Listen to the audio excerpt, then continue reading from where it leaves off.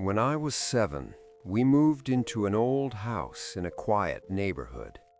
My bedroom was upstairs, with this big walk-in closet that had a slanted ceiling and a single bare bulb. Almost immediately, I started talking about my new friend named Mr. Gray. My parents thought it was cute, normal kid stuff. Mr. Gray only came out at night, and only from the closet. He'd sit on the edge of my bed and tell me stories in a whisper. He said he used to live in the house a long time ago, before I was born. He knew things no one else did, like where my mom hid the cookies, or what my dad talked about on the phone when he thought we were asleep. One night, I asked why he only visited me. He said, "Because you're the only one who leaves the closet door open." After that, I started closing it tight every night, but in the morning, it would always be cracked just a little. Things got weird when I began finding small handprints on the inside of the closet door, too high for me to reach. My parents said it was just dust or my imagination. Then I started waking up with scratches on my arms, thin red lines, 3 or 4 at a time. Doctors said I was doing it in my sleep. The last night it happened, I pretended to be asleep, but kept my eyes barely open. Around 2 a.m., the closet door slowly creaked open. Something thin and pale stepped out, taller than a kid, but with long arms and fingers. It didn't walk right, it kind of shuffled. It sat on my bed, just like I remembered, and whispered, "You closed the door on me." I didn't move, I didn't breathe. It leaned close, and I felt cold breath on my face. Then it went back into the closet and shut the door behind it. The next day, my parents finally opened the closet wall during renovations. Behind the paneling was a small hidden space, just big enough for a child. Inside were old clothes, a rotten blanket, and a child's drawing of a tall gray figure holding hands with a little boy. The boy looked just like me. We moved out a week later. I still sleep with the closet door locked. This happened when I was 8 during summer break. My bed was one of those old ones with a lot of space underneath, perfect for hiding toys or monsters, depending on who you asked. One night, I woke up needing to pee. As I lay there trying to be brave enough to get up, I heard breathing, slow, heavy breathing coming from under my bed, not mine. I pulled the covers over my head and waited for morning. It happened again the next night, and the next, always the same, deep, patient breathing, like someone waiting.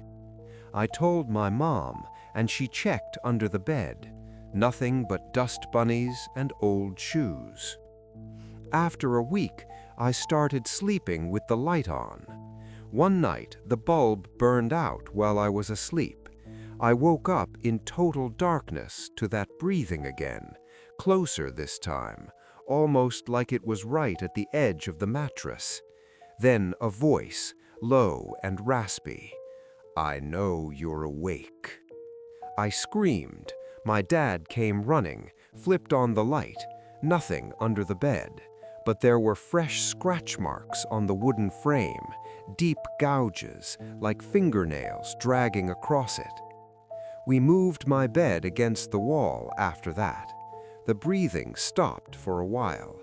Then one night, I felt something touch my hair, just a light brush, like fingers.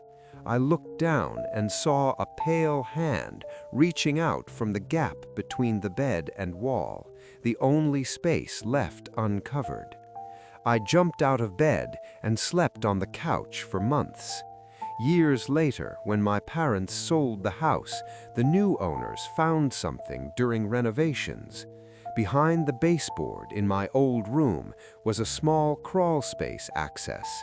Inside were children's clothes from the 1950s, a rusted toy truck, and long scratch marks all along the walls, hundreds of them, going up toward where my bed used to be.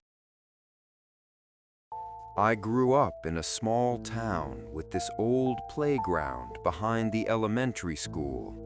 It had rusty swings, a creaky merry-go-round, and one of those big metal slides that burned your legs in summer.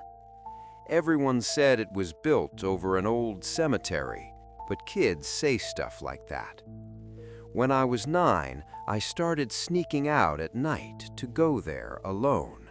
I'd wait until my parents were asleep, climb out my window, and ride my bike over. It was peaceful, just me and the crickets. One night I got there and heard laughing, children's laughing, coming from the swings, but I was the only one there. The swings were moving, slow at first, then faster, like someone was pushing them. I stood frozen, watching.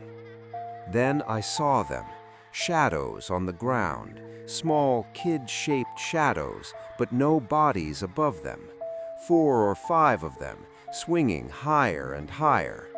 One of the swings stopped suddenly, and a voice whispered, "Your turn." I ran home that night and never went back. But a few weeks later, my little sister started talking about her new friends at the playground, friends who only played at night. She described them exactly how I'd seen the shadows. My parents didn't believe me when I tried to warn them. Then one morning, my sister wasn't in her bed. We found her bike by the playground, but she was gone. Police searched for weeks. They found old bones under the merry-go-round, children's bones from over 100 years ago. My sister came home 3 days later, walking up the driveway like nothing happened. She couldn't remember where she'd been. She never spoke about her playground friends again, but sometimes at night I'd hear her whispering to someone in her room, and the swings in the backyard would start moving on their own.